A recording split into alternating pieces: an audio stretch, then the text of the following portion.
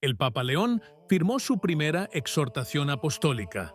Muchos la consideran un manifiesto filantrópico más que católico. Las reacciones son diversas, pero aún quedan preguntas. Estén atentos, porque lo que se desprende de este texto no dejará a nadie indiferente. El Vaticano hizo público hoy el primer texto oficial del pontificado del Papa León XIV, la exhortación apostólica Dilexi Te, Yo te he amado. El documento, que llega a pocos meses del nuevo pontificado, fue presentado como un mensaje de continuidad con la visión del Papa Francisco, pero desde el primer párrafo revela una opción teológica y pastoral que ya divide la opinión católica. La exhortación se distingue por su tono fuertemente social y un lenguaje que remite más a la dinámica del debate político que a la tradición doctrinal de la Iglesia.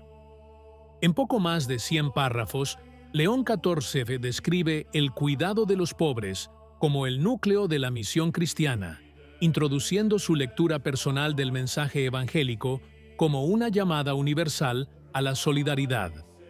Lo que llama la atención es el legado declarado del Papa Francisco en el documento, que el propio Leone dice haber hecho suyo al completarlo con algunas reflexiones. Es un gesto que señala la voluntad de no interrumpir la línea de apertura inaugurada en los años anteriores, pero que al mismo tiempo expone al nuevo pontífice al riesgo de parecer continuador de una interpretación sociológica del Evangelio. Lo que hace más controvertida la exhortación es la serie de citas que, al colocarlas junto a los Evangelios, terminan creando un marcado contraste entre el lenguaje de León XIV y el del propio Cristo. El Papa afirma, por ejemplo, que Jesús se identificaba con los estratos más bajos de la sociedad, mientras que en el Evangelio Cristo se presenta como el Hijo de Dios que invita a la conversión y al seguimiento, no como símbolo de igualdad social. Del mismo modo, el aprecio expresado por el pontífice hacia las Naciones Unidas y sus programas de reducción de la pobreza parece una concesión al lenguaje político global, lejos del realismo evangélico de quien recuerda que siempre tendréis pobres con vosotros. El texto alterna reflexiones espirituales con frases que parecen sacadas de un manifiesto económico. Cuando León XIV habla de la dictadura de una economía que mata, encontramos la misma tensión retórica que el Papa Francisco, un lenguaje que tiende a confundir la denuncia moral con la indignación ideológica. El efecto general es el de una iglesia que se presenta como la conciencia del mundo, pero que corre el riesgo de perder su identidad sobrenatural. En más de un pasaje se interpreta el amor de Cristo como solidaridad universal, pero se omite la llamada a la conversión, a la cruz y al sacrificio, elementos que están en el corazón del mensaje cristiano y que aquí parecen dar paso a una sensibilidad completamente terrena. Entre las expresiones que han causado mayor consternación está la frase en la que León XIV atribuye a San Agustín la idea de que los pobres no son solo personas a las que hay que ayudar, sino la presencia sacramental del Señor. Ninguna fuente confirmada afirma que el obispo de Hipona haya pronunciado jamás tales palabras. Agustín habló del encuentro con Cristo en los pobres como una experiencia moral y caritativa, no como una realidad sacramental. El uso de un término tan preciso y teológicamente denso como sacramento, en un contexto puramente social, parece, pues, una forzadura, una simplificación que confunde la experiencia espiritual con el lenguaje litúrgico. La referencia no es casual. La misma expresión es habitual en los escritos de teólogos de la liberación como Gustavo Gutiérrez, Leonardo Boff y John Sobrino, para quienes los pobres se convierten en un sacramento de Cristo, es decir, un signo visible de su presencia en la historia. Pero esta es una visión nacida en el clima político de América Latina de los años 1970, más cercana al análisis marxista que a la tradición patrística. Retomar hoy esa fórmula y atribuirla a un padre de la Iglesia significa, en efecto, reescribir la teología para adaptarla a un discurso social. Más sorprendente aún es que esta idea ya fue anticipada por el Papa Francisco en 2024, cuando definió tocar a un pobre como sacramento de la Iglesia. Se trata, pues, de una línea coherente pero teológicamente frágil, que expone el magisterio a una progresiva confusión entre caridad cristiana y militancia ideológica. León XIV llega incluso a afirmar que esta es la hora de los pobres y que el Concilio Vaticano II estaría, en cierto sentido, enteramente dedicado a ellos.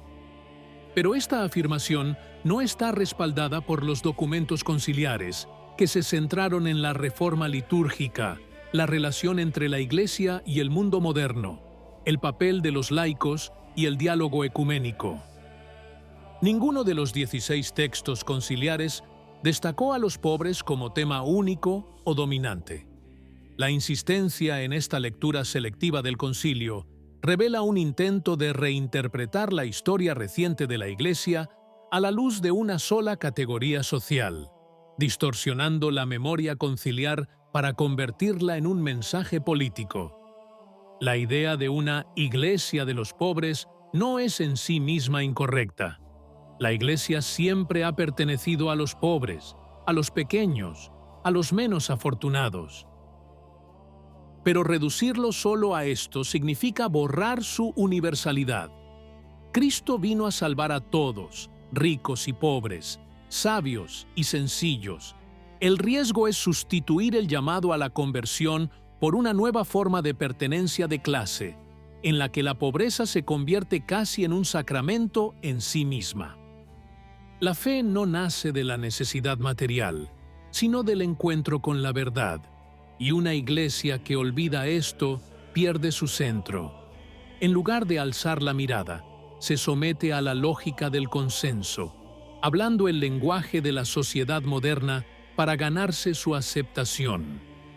Nadie, ni siquiera los críticos más duros, niega que cuidar de los pobres sea un deber evangélico.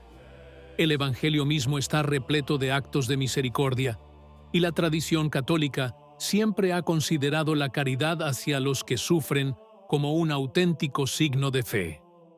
Sin embargo, el problema surge cuando este enfoque se convierte en la única medida de la vida cristiana, hasta el punto de oscurecer la dimensión sobrenatural de la salvación. Ayudar a los pobres no basta para santificar el alma, así como la justicia social por sí sola no redime al mundo. Cuando el lenguaje de la Iglesia se limita a la solidaridad humana, el riesgo es que el cristianismo se reduzca a una forma de filantropía, donde el bien se mide en términos de resultados sociales más que de conversión del corazón. La verdadera caridad cristiana, enseñan los santos y los padres, surge de la verdad de la fe y la gracia, no de una agenda política. Mirar a los pobres significa reconocer la imagen de Cristo en ellos, pero no identificar a Cristo con la pobreza misma. Es una distinción sutil, pero crucial. Una iglesia que confunde misericordia con igualdad social termina hablando el lenguaje del mundo, olvidando que su misión es conducir a las almas al cielo, no solo aliviar las injusticias de la tierra. En este sentido, Dilexi te aparece como un texto que dice muchas cosas correctas, pero de manera equivocada, porque traduce el misterio de la caridad divina al lenguaje del activismo humano, confundiendo el servicio con el sacramento y la compasión con la fe. ¿Qué opinas? Si te gustó el video, comenta Amén. Que Dios te bendiga.